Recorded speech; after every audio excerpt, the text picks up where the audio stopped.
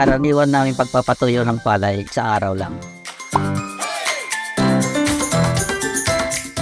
Malalaman namin kung tuyo na ang palay sa pamamagitan po ng pagkagat ng butil ng palay, kagaya nito.